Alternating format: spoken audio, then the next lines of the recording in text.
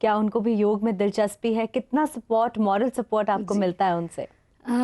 देखिए, अक्सर हमें एक सेलिब्रिटी दिखता है या एक व्यक्ति दिखता है और इसने कितना काम किया, लेकिन एक अकेला मनुष्य कुछ नहीं कर सकता है। उसके पीछे बहुत से ऐसे हाथ होते हैं और मैं ये समझती हूँ कि मैं आज जो भी कुछ हूँ उसके पीछे 3 ही लोगों का हाथ है। मेरी माँ सबसे पहले, मेरे पिताजी और मेरे पति। अगर धीरज का सपोर्ट मुझे नहीं हो तो शायद मैं कुछ भी नहीं कर पाऊँ, और हर तरह से मुझे उनका सपोर्ट मिलता है और मैं यही मानती हूँ कि उन तीनों की ही वजह से मैं आज जो क्या बात है, तो बहुत अच्छी बात है। दूसरा प्रतिष्ठा, आजकल जो हम जिस तरह का वातावरण में रहते हैं, लाइफस्टाइल लीड करते हैं, एक तनाव हमेशा जी, रहता है हमारे साथ, बिल्कुल परछाई की तरह। और एक और बहुत बड़ी समस्या है कि चाहकर भी हम अपने दुखों का निवारण नहीं कर पाते हैं, हमेशा वही प्रेशर, टेंशन, स्ट्रेस।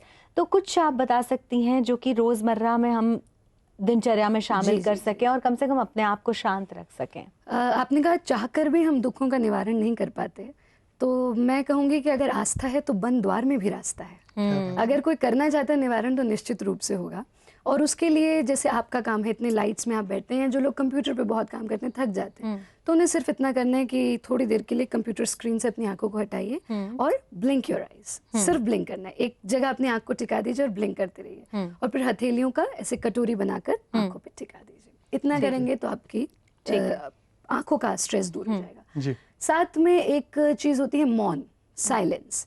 यानी आप सुबह से काम कर रहे हैं, जैसे हम कहीं जयपुर जाते हैं तो मिडवे पे रुक जाते हैं रिफ्रेश होने के लिए, गाड़ी भी दोबारा अच्छे से टोन अप हो जाती है, हम भी हो जाते हैं। ऐसे ही मौन जो है वो आपको रिफ्रेश कर देता है। 24 घंटे में ही आप अपने ऑफिस के टाइम में सोचिए मुझे 15 मिनट मौन का अभ्यास करना है, लेकिन सिर्फ वाणी से नहीं, मन से। मौन का अभ्यास करेंगे तो आप रिफ्रेश हो जाएंगे, आप एकदम, आपका स्ट्रेस दूर होगा एकदम, ये मैं गारंटी लेती हूँ। फिर साथ में थोड़ी सी ब्रीदिंग अवेयरनेस, यानी कोई प्राणायाम नहीं कह रही हूँ मैं, क्योंकि प्राणायाम, प्राणानाम आयाम इति प्राणायाम, जब तक प्राण का आयाम नहीं होगा, प्राणायाम नहीं होगा, वो भी एक बहुत वाइड कंसेप्ट है। तो आपको सिर्फ ब्रीदिंग अवेयरनेस लानी है, क्योंकि सिर्फ श्वास ईश्वर का वो तोहफा है जिसकी वजह से हम, अगर वो छिन जाए तो कुछ नहीं, लेकिन हम 24 घंटे में याद भी नहीं करते कि हम सांस ले रहे हैं। सिर्फ ध्यान करना और इस ईश्वर को धन्यवाद करना, इसको हम योग में कहते हैं ईश्वर प्रणिधान, कि ईश्वर है यत् करोति शोभनम करोति, वो जो करता है अच्छा ही करता है, हम फालतू में टेंशन लेकर बैठे हुए हैं। तो जब आप ब्रीदिंग पे अपना अवेयरनेस टिकाएंगे तो आपको लगेगा कि अरे मैं तो उन हजारों लाखों लोगों से अच्छा हूँ जिसके पास इतनी अच्छी सांस है, इतना अच्छा शरीर है, इतना अच्छा मन है, और मैं फालतू में awareness is the key factor. Awareness plus अपने आप को इम्पोर्टेंस देना, शायद हम अपने आप को पैम्पर नहीं करते। एक सवाल मेरे जहन में है, मैं चाहता हूँ जल्दी से, हालांकि 8 बजने वाले हैं, मैं चाहता हूँ, हर इंसान के जहन में बहुत से डर होते हैं जी, और वही डर शायद उसको तरक्की नहीं करने देते, बंद दरवाजों के खोलकर आगे नहीं जाने देते। इन डरों को जीतने के लिए आप जल्दी से हमें क्या बताएंगे जाते जाते?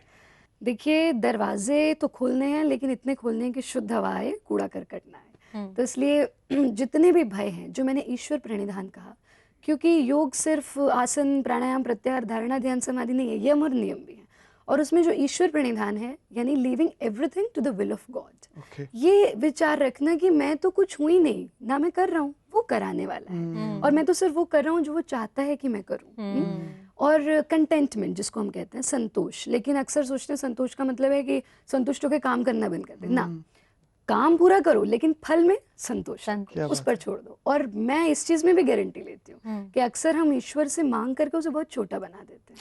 माँ को पता है क्या देना है बच्चे को, वो आपको देगा, बस आप धीरज रखो और आपको निश्चित रूप से सही समय पर सही चीज अवश्य मिलेगी। क्या बात है। तो प्रतिष्ठा, आज की बातचीत का यही निष्कर्ष निकला है कि कहीं ना कहीं हम अपने आप से जुड़ें, अपनी आत्मा से, अंतरात्मा से जुड़ें, और बाकी सब चीज़ें हम उस ऊपर वाले पर छोड़ दें। कि प्रतिष्ठा ने जैसे कहा कि माँ को पता है कि बच्चे को क्या देना है, तो हमें मांगने की कोई ज़रूरत नहीं है। आप समय निकाल कर यहाँ आई और इतनी अच्छी चर्चा की, इसके लिए आपका बहुत बहुत शुक्रिया। बहुत बहुत शुक्रिया, और फ्यूचर के लिए ढेर सारी शुभकामनाएं। धन्यवाद।